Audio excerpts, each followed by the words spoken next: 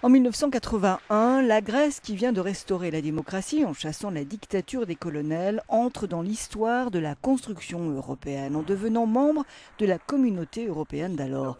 L'un des pionniers, le 10e membre, ce qui deviendra l'Union européenne, en verra entrer 18 autres.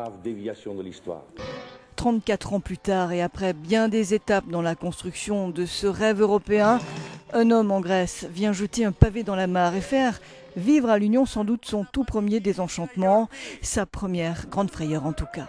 Une situation inédite. Jamais l'Europe n'avait connu une telle incertitude concernant l'un de ses membres.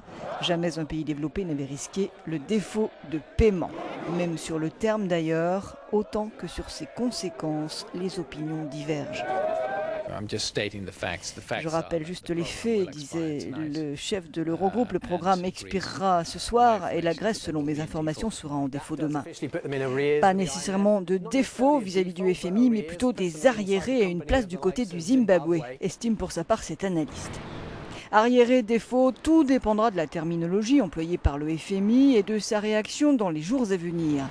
Une chose est certaine, cette situation porte un coup à l'image de l'institution, à sa crédibilité et à son autorité. Mais au-delà de ce prêt au FMI qui ne sera pas honoré, d'autres prêts sont en cause, auprès de la Banque centrale européenne notamment. Et ce sont davantage des conséquences de la zone euro sur l'Europe, sur le rêve européen, qui focalisent l'attention. 15 ans après le passage à la monnaie unique, aucun mécanisme ne prévoit la sortie de la zone euro. Seul moyen d'en sortir de l'Union européenne. Or, la Grèce n'en a pas l'intention. Le Premier ministre l'a plusieurs fois répété, le peuple grec manifestait hier encore son attachement à l'Union européenne. Si la Grèce devait sortir, il faudrait sans doute l'y contraindre. Autre situation inédite et ultra délicate.